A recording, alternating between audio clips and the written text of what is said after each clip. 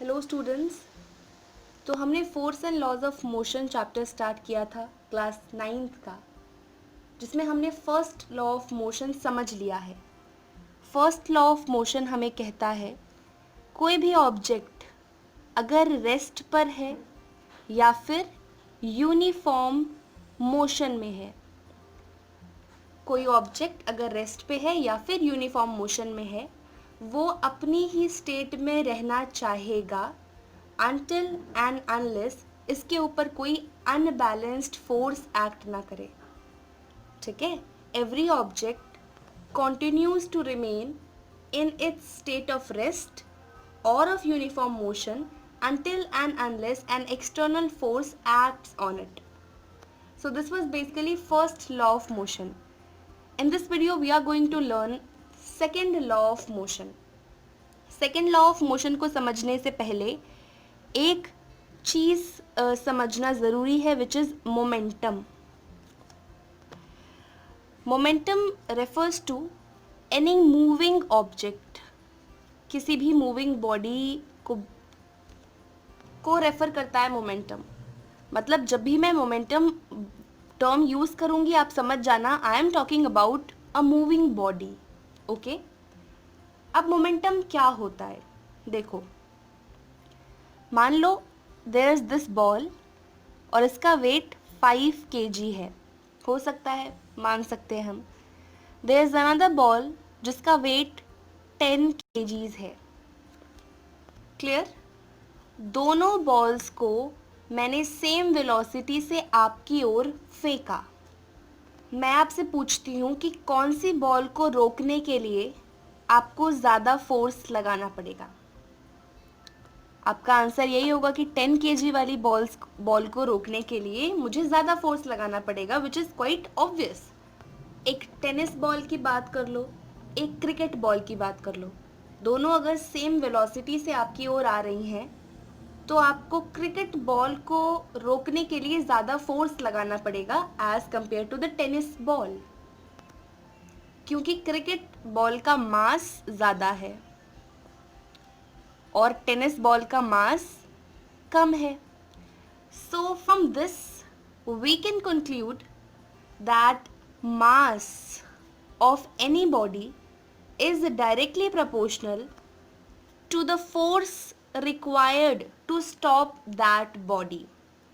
है ना, कह सकते हैं हम किसी ऑब्जेक्ट को रोकने के लिए जो फोर्स चाहिए, that force is directly proportional to its mass।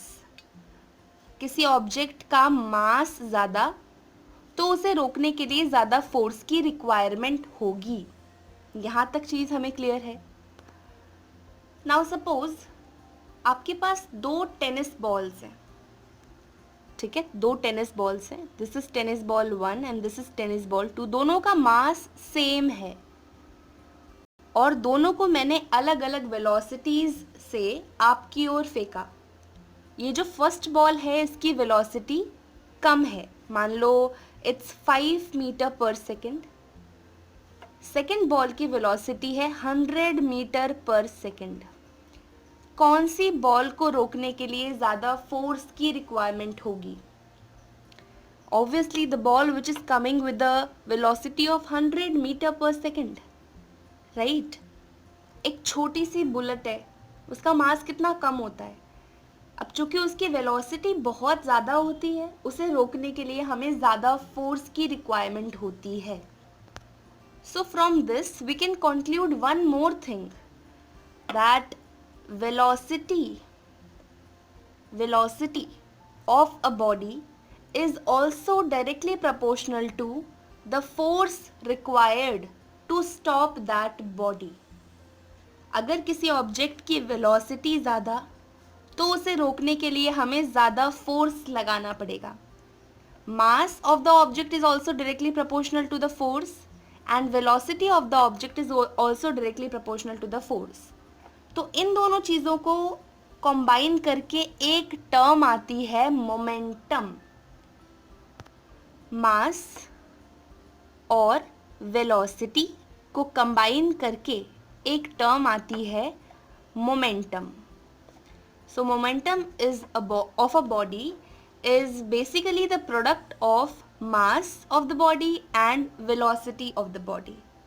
Momentum is nothing but the product of mass and velocity of a body. Suppose I'm saying there's an object whose mass is 5 kilogram and it is traveling with a velocity of 1 kilometer per hour and you have to find that object's momentum. So momentum निकालने के लिए आप क्या करोगे? Momentum is basically mass and velocity का product. Object का मास 5 kg है, उसकी वेलोसिटी 1 किलोमीटर पर आवर है, सो दिस इज इट्स मोमेंटम. ठीक है. मोमेंटम को हम पी अल्फाबेट से रिप्रेजेंट करते हैं. We write momentum as this. Mass को हम m से रिप्रेजेंट करते हैं and velocity is written as v. So this is the formula of momentum. अगर कोई ऑब्जेक्ट रेस्ट पर है, अगर कोई ऑब्जेक्ट रेस्ट पर है तो उसका मोमेंटम क्या होगा बताओ. सोचो. अगर कोई ऑब्जेक्ट रेस्ट पर है मतलब उसकी वेलोसिटी ज़ीरो है, राइट. सो अगर मास मुझे नहीं भी गिवन उस ऑब्जेक्ट का, momentum is equal to mass into velocity is zero because the object is not moving, object is at rest. So momentum will be also zero. अगर किसी object का velocity zero तो momentum भी zero होगा. मतलब जो objects rest पर होते हैं उनका मोमेंटम ज़ीरो होता है. Okay, now let's talk about the SI unit of momentum. Momentum की एसआई यूनिट क्या होगी? मोमेंटम की एसआई यूनिट निकालने के लिए मुझे मास और वेलोसिटी दोनों की एसआई यूनिट पता होनी चाहिए. It is quite clear, right? Because momentum is nothing but the product of mass and velocity. So momentum is equal to mass की यूनिट क्या है? kg into velocity की यूनिट क्या है? Metre per second. मोमेंटम की unit क्या हुई? kg metre per second, और it could be written as kg metre second inverse. Clear? तो हर वो बॉडी जो मूव कर रही है उसके पास मोमेंटम होगा. Clear? Now we know that there is a direct relationship between mass and momentum and also there is a direct relationship between velocity and momentum. Direct का रिलेशन मतलब है अगर किसी ऑब्जेक्ट का मास ज़्यादा तो उसका मोमेंटम भी ज़्यादा होगा, क्योंकि momentum is nothing but the product of mass and velocity. Clear? अगर ऑब्जेक्ट की वेलोसिटी ज़्यादा होगी तो भी उसका मोमेंटम ज़्यादा होगा. अगर ये दोनों चीज़ें ही ज़्यादा हैं तो मोमेंटम और ज़्यादा होगा. ये बहुत ऑब्वियस सी चीज़ है. अब मोमेंटम से हमें अपने डेली लाइफ के काफ़ी सारे फिनोमिना के एक्सप्लेनेशंस मिलते हैं. आप सभी ने देखा होगा जो कराटे प्लेयर होते हैं वो बड़ी बड़ी आइस क्यूब्स को, राइट, या बड़ी बड़ी ईंटों को एक बार में तोड़ देते हैं आसानी से. वो जो ऐसा कर पाते हैं ये भी मोमेंटम का ही खेल है. होता क्या है, सपोज ये एक बहुत स्ट्रॉन्ग ब्रिक का पाइल है, एक के बाद एक के बाद एक ब्रिक लगी हुई हैं, और there is this karate player जिससे इसे तोड़ना है. कराटे प्लेयर क्या करेगा? इन ईंटों की गट्ठर को बहुत फास्ट हिट करेगा. वो फास्ट हिट कर रहा है मतलब वेलोसिटी उसकी ज़्यादा है, मतलब मोमेंटम भी ज़्यादा होगा. ये चीज़ समझे आप? अब वो इंसान बहुत जल्दी से इन ईंटों के टुकड़ों पर वार करेगा. बहुत ज़्यादा मोमेंटम था उसके पास वो, और वो अचानक से मोमेंटम जो उसका हाथ था वो इससे टकराया. अब इतना सारा मोमेंटम अचानक से ज़ीरो हो गया, राइट, क्योंकि ऑब्जेक्ट की वेलोसिटी एकदम से ज़ीरो हो गई इस ब्रिक से टकराने पर. पहले मोमेंटम बहुत ज़्यादा था, अब ब्रिक से टकराने पर मोमेंटम एकदम से ज़ीरो हो गया, और ये जो मोमेंटम एकदम से ज़ीरो हुआ इसने बहुत ज़्यादा फोर्स को प्रोड्यूस किया, और इतने ज़्यादा फोर्स से आसानी से ये गट्ठर टूट सकता है ईंटों का। ठीक है, क्या एक्सप्लेनेशन है कि कराटे प्लेयर आसानी से ईंटों को, आइस क्यूब्स को इतने आसानी से कैसे तोड़ पाता है? वो अपने हाथ को बहुत फास्ट मूव करवाता है, जिसकी वजह से मोमेंटम ज़्यादा हो जाता है। क्यों? वेलोसिटी ज़्यादा, मोमेंटम ज़्यादा।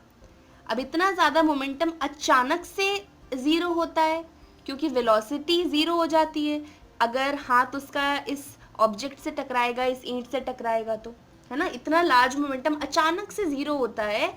This creates a large force which is sufficient to break these tiles or ice or brick. Clear? ये जो क्रिकेट बॉल होती है, इससे कई बार आपने देखा होगा क्रिकेट प्लेयर्स को इंजरी हो जाती है। Although cricket ball is not that heavy, right, but momentum की वजह से ही क्रिकेट प्लेयर्स को इंजरी होती है, क्योंकि वेलोसिटी उस ऑब्जेक्ट की, मतलब उस बॉल की वेलोसिटी काफ़ी ज़्यादा होती है, तो उससे मोमेंटम ज़्यादा होता है, और which ultimately creates a large impact, which ultimately generates a large force. तो जो बैट्समैन होते हैं, कई बार बॉलर्स भी हर्ट हो जाते हैं। तो ये सारे खेल मोमेंटम के हैं।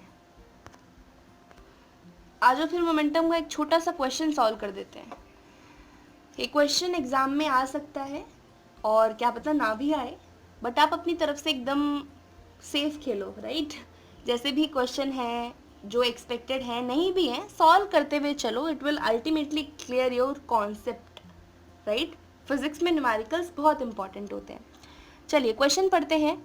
What is the momentum of a man of mass 75 kg? What is the momentum? Momentum क्या होगा एक आदमी का जिसका मास 75 kg है, when he walks with a uniform velocity of 2 meter per second, and that man is walking with a uniform velocity of 2 meter per second. We know momentum को calculate करने के लिए हमें सिर्फ दो चीज़ों की रिक्वायरमेंट है, mass and velocity, and both the things are given in the question. सीधा मोमेंटम का फॉर्मूला लगाओ, which is mass into velocity, right.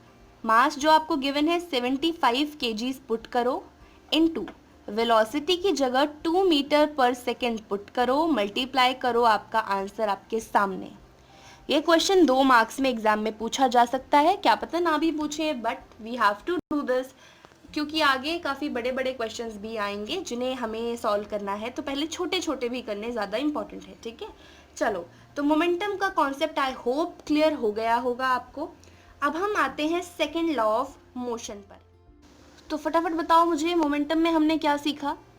Momentum में हमने जाना momentum is nothing but the product of mass and velocity of the object. Momentum is directly proportional to mass as well as velocity. मतलब किसी object का mass ज़्यादा तो उसका momentum ज़्यादा, वेलोसिटी ज़्यादा तो भी मोमेंटम ज़्यादा। इन सब के बीच में डायरेक्ट रिलेशन है, ठीक है। हमने ये भी देखा कि अगर कोई ऑब्जेक्ट रेस्ट पर होगा तो उसका मोमेंटम ज़ीरो होगा, क्योंकि वो रेस्ट पर है तो उसकी वेलोसिटी ज़ीरो होगी। जब ज़ीरो वेलोसिटी मास के साथ मल्टीप्लाई होगी तो ऑटोमेटिकली ये पूरी टर्म ज़ीरो हो जाएगी, तो मोमेंटम ज़ीरो आ जाएगा। हमने देखा कि हमारे डेली के कुछ जो फिनोमिना है उनका एक्सप्लेनेशन मोमेंटम देता है। कोई कराटे प्लेयर ब्रिक्स के पाइल्स को इतनी आसानी से कैसे तोड़ पाएगा? कराटे प्लेयर क्या करता है, अपने हाथ को बहुत ज़्यादा वेलोसिटी से उस पाइल पे मारता है। अब वेलोसिटी ज़्यादा तो मोमेंटम ज़्यादा, और वो ज़्यादा मोमेंटम अचानक से ज़ीरो होता है, राइट। तो ये एक ज़्यादा फोर्स प्रोड्यूस करता है which is sufficient to break those piles of bricks. चलो, इतना फंडा क्लियर है। अब हम पढ़ेंगे second law of motion. Suppose एक ऑब्जेक्ट है which is heavy and there is this object which is light. एक हल्का है, एक भारी है। अगर आप इन दोनों ऑब्जेक्ट्स को सेम फोर्स दो, क्या दो? Same force. अगर इसमें फोर्स F लग रहा है तो इस पे भी फोर्स F आप लगा रहे हो। ध्यान से समझना इस चीज़ को, बहुत बारीक है बट बहुत इंपॉर्टेंट है। दो ऑब्जेक्ट्स हैं, एक हैवी है एक लाइट है, दोनों पे आप सेम फोर्स लगा रहे हो। जो हैवी ऑब्जेक्ट होगा ये कम वेलोसिटी से मूव करेगा, इसकी वेलोसिटी कम होगी। ये जो लाइट ऑब्जेक्ट है ये ज़्यादा वेलोसिटी से मूव करने लगेगा। ठीक है, इस ऑब्जेक्ट का मास ज़्यादा था इस ऑब्जेक्ट के कंपैरिजन में, तो इसकी वेलोसिटी कम है इसके कंपैरिजन में, बट अल्टीमेटली दोनों का मोमेंटम सेम ही होगा, क्योंकि इन दोनों के ऊपर सेम फोर्स एक्ट कर रहा था, इसलिए इन दोनों ऑब्जेक्ट्स का मोमेंटम सेम होगा। I hope I am very clear to you. So this is second law of motion. According to Newton, the rate of change of momentum of a body, इस चीज़ को लिख लो या मैं लिख देती हूँ, आप स्क्रीनशॉट ले लेना। The rate of change of the rate of change of momentum of a body is directly proportional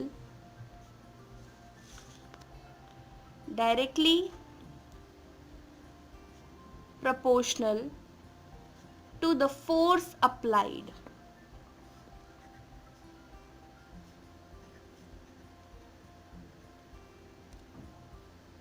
The rate of change of momentum of a body is directly proportional to the force applied. ठीक है, किसी object का momentum change जो हो रहा है वो directly proportional होगा फोर्स के, कि उस ऑब्जेक्ट के ऊपर कितना फोर्स लग रहा है। सपोज यहाँ पर एक ऑब्जेक्ट था, अभी ये रेस्ट पर है, रेस्ट पर मान लो मास तो इसका m है पर इसकी वेलोसिटी u है। मान लिया मैंने ये रेस्ट पर है, इसकी वेलोसिटी u है, because it is not moving although u is 0, but मैंने मान लिया इसकी वेलोसिटी u है, क्या फ़र्क पड़ता है। अब जब मैं इसको फोर्स प्रोवाइड कर दूंगी तब इसका मास m ही रहेगा, लेकिन इसकी वेलोसिटी v हो जाएगी। Am I clear? Velocity u से v हो गई, चेंज हो गई, क्योंकि मैंने इस पे फोर्स अप्लाई किया। तो जब ये ऑब्जेक्ट रेस्ट पर था, ठीक है, रेस्ट के केस में उसका मास m था, वेलोसिटी u थी, तब इसका मोमेंटम क्या होगा, mu, right. Momentum is product of mass and velocity. And when the object is in motion, जब हमने इसको फोर्स दे दिया तब उसका मास m था, वेलोसिटी v हो गई, उस केस में इसका मोमेंटम क्या था, क्या होगा, मतलब mu, right. Is this clear? Now the second law of motion states the rate of change of momentum. Rate का मतलब है किसी भी ऑब्जेक्ट का बात हम कर रहे हैं टाइम के रिस्पेक्ट में, ठीक है। Change of momentum with respect to time is directly proportional to force, so this could be written as force is directly proportional to change of momentum का रेट। Is this clear? है ना, लिख सकती हूँ मैं इसे ऐसे, force is directly proportional to change in momentum को क्या लिखोगे, जब ऑब्जेक्ट रेस्ट पे था उसका मोमेंटम mu था, मोशन में आया उसका मोमेंटम mv हो गया, चेंज इन मोमेंटम क्या ये होगा, समझ रहे हो बात को। पहले mu था, mv अब हो गया, तो चेंज क्या होगा, mv minus mu obviously, right. अब मैं यहाँ से काम करके m कॉमन ले सकती हूँ, प्रोपोर्शनैलिटी का साइन अभी भी लगा है, मैंने m यहाँ से कॉमन ले लिया, अंदर बचा v minus u upon T. अब ये कुछ जाना पहचाना लग रहा है, v माइनस यू अप, अरे ये तो एक्सेलरेशन का फॉर्मूला है यार। तो यहाँ पर मैं क्या करूँगी, v माइनस यू की जगह a रख दूँगी, ये प्रोपोर्शनैलिटी का साइन हटेगा तो एक कांस्टेंट आएगा k, जब भी प्रोपोर्शनैलिटी का साइन हटता है तो एक कांस्टेंट आता है k। जब इस k कांस्टेंट की वैल्यू 1 होगी तब f बराबर होगा ma k। This is second law of motion. यहाँ पर f क्या है, f is force, m stands for mass and a is for acceleration, right? Revise मेरे साथ रिवाइज करो। Rate of change of momentum directly proportional था force applied के, मैंने उसी चीज़ को ऐसे लिख दिया। दो ऑब्जेक्ट थे, ठीक है, मास m था, पहले उसकी वेलोसिटी u थी, बाद में मैंने इसे फोर्स दे दिया, उसकी वेलोसिटी v हो गई। चेंज इन वेलोसिटी की बात करूँ, चेंज इन मोमेंटम की बात करूँ तो रेस्ट पर जब ऑब्जेक्ट था तब उसका मोमेंटम mu होगा। Momentum is product of mass and velocity, पहले उसकी वेलोसिटी u थी, right, mu is the momentum. बाद में जब मैंने उसे फोर्स प्रोवाइड कर दिया, वेलोसिटी चेंज हो गई, अब हो गई है v, तो मोमेंटम क्या होगा mv। So change in momentum could be written as mv minus mu upon t। t was as it is, मैंने ऐसा लिख दिया, चेंज इन मोमेंटम की जगह मैंने mv माइनस mu लिखा। m कॉमन लिया, v minus u upon T बचा, v minus u upon T की जगह a लिख दिया। प्रोपोर्शनैलिटी का साइन हटाए, कांस्टेंट k आया। जब k की वैल्यू 1 होगी तब F बराबर होगा ma के, force will be equal to mass into acceleration. So basically Newton second law of motion gives us the relationship between force, mass and acceleration of the object. See, अगर मैं इस m को m a के साथ multiply में equals to के इधर आ जाएगा, f के डिवाइड में हो जाएगा। Now this could be clearly seen that acceleration is inversely proportional to mass of the object, right? यहाँ पर देखो इनवर्स रिलेशन है दोनों का। मतलब अगर किसी ऑब्जेक्ट का मास ज़्यादा तो उसमें एक्सेलरेशन कम होगा, अगर किसी ऑब्जेक्ट का मास कम तो उसमें एक्सेलरेशन ज़्यादा होगा। So basically second law of motion gives us the relationship between force and acceleration of the object. अगर किसी ऑब्जेक्ट पर मैंने कुछ फोर्स लगाया, ठीक है, और उसका मास m है तो उसमें कितना एक्सेलरेशन होगा। Am I clear? So we can say that acceleration produced in the body is directly proportional to force applied, right? Direct का रिलेशन है, दोनों में दिख रहा है। किसी ऑब्जेक्ट में कितना एक्सेलरेशन होगा ये सीधा सीधा डिपेंड करता है उसके फोर्स पर। फोर्स ज़्यादा तो एक्सेलरेशन भी ज़्यादा, and this acceleration is also inversely proportional to mass of the object. अगर मास ज़्यादा तो एक्सेलरेशन कम, इनमें इनवर्स का रिलेशन है। Am I clear? अगर मैं इस फोर्स की यूनिट की बात करूं, फोर्स की यूनिट अगर मुझे निकालनी हो तो क्या होगा? फोर्स का F, मोमेंटम मास की SI यूनिट होती है kg, इनटू एक्सेलरेशन की SI यूनिट है metre per second square, right? I hope चीज़ें आपको याद हैं। kg into metre per second square, तो फोर्स की यूनिट है kg metre per second square और kg मीटर सेकेंड माइनस 2, और इसको आप न्यूटन n भी लिख सकते हो। This could be written as newton. तो फोर्स की यूनिट न्यूटन और kg metre per second square. अब न्यूटन का जो सेकेंड लॉ ऑफ मोशन है, इसका एक बड़ा इंटरेस्टिंग एग्जाम्पल है, एप्लीकेशन भी आप कह सकते हो। देखो, जब आपने क्रिकेट, आप सभी क्रिकेट देखते होंगे आई होप, है ना? आप क्रिकेट देखते होंगे, आपने देखा होगा अगर कोई बॉल, है ना, बॉलर के पास, जो फील्डिंग कर रहे हैं उनके पास आती है तो वो बॉल कैच करते करते अपने हाथ को पीछे लेकर जाते हैं। Am I clear? ऐसा होता है कि नहीं होता? बिल्कुल होता है। तो ऐसा क्यों करते हैं वो लोग?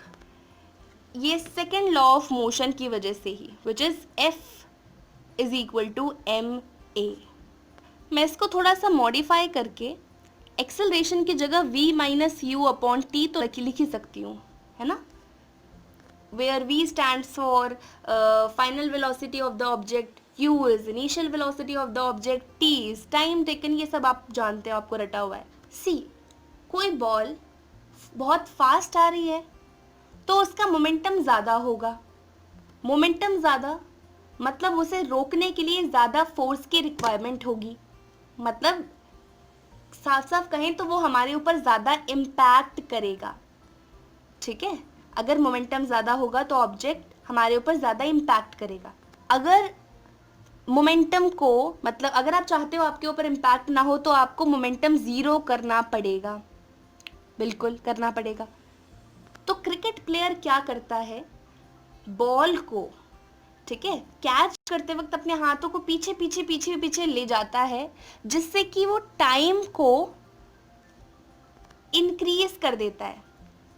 समझ रहे हो, टाइम बढ़ गया, वो आराम से मतलब अपने हाथों को, बॉल उसके हाथ में ही है इधर कहीं पर, है ना, यहाँ पर, और वो ऐसे पीछे करते जाता है अपने हाथ को, जिससे कि टाइम इंक्रीज हो जाता है। आप देख सकते हो फोर्स और टाइम के बीच में इनवर्स का रिलेशन नजर आ रहा है। टाइम अगर ज़्यादा लगेगा तो फोर्स का इम्पैक्ट कम हो जाएगा। क्लियर? सो हमारा क्रिकेट प्लेयर क्या करता है, he reduces the momentum of the ball to zero by increasing the time. Time increase करता है, फोर्स डिक्रीज हो जाता है, अल्टीमेटली वो फील्डर को ज़्यादा हर्ट नहीं करेगा। ये एक बड़ा कॉमन सा, बड़ा प्रचलित एप्लीकेशन था सेकेंड लॉ ऑफ मोशन का। आपने स्पोर्ट्स में देखा होगा, जो हाई जंपर्स होते हैं, ठीक है, वो जैसे मतलब हाई जंप करते हैं तो जहाँ पर उनका मतलब जहाँ पर वो गिरते हैं वहाँ पर सैंड होती है आइदर, या फिर कोई फोम होता है, फोम का गद्दा, ताकि उनको हर्ट ना हो। ये सैंड से या फोम के गद्दे से जो एथलीट, जो भी हमारा एथलीट है, उसका हम टाइम इंक्रीज कर रहे हैं अल्टीमेटली, जो कि इम्पैक्ट ऑफ फोर्स को कम करेगा और हमारे एथलीट को चोट नहीं लगेगी। दिस वाज अनदर एक्सप्लेनेशन या application of second law of motion, you can say. तो यहाँ पर हमारा सेकेंड लॉ ऑफ मोशन खत्म होता है। ठीक है, ये हमारा लास्ट टॉपिक था, हमने ये लास्ट चीज़ डिस्कस कर ली। I hope things are very clear to you. मेरी आपसे बस एक छोटी रिक्वेस्ट है, जब आप अगले लेक्चर में आओगे तो जितना मैंने अभी तक पढ़ाया हो उसे पढ़कर आना, और अगले लेक्चर में हम करेंगे थर्ड लॉ ऑफ मोशन, उसके बाद हमारा ये चैप्टर फिनिश। ठीक है, अगर आपको अभी कोई डाउट है उसे कमेंट सेक्शन में ज़रूर पूछें, लेकिन उससे पहले मेक श्योर कि एनसीईआरटी आप एक बार पढ़ लें। आपसे मिलेंगे आगे आने वाले वीडियोस में, तब तक के लिए bye bye, take care, have a great day.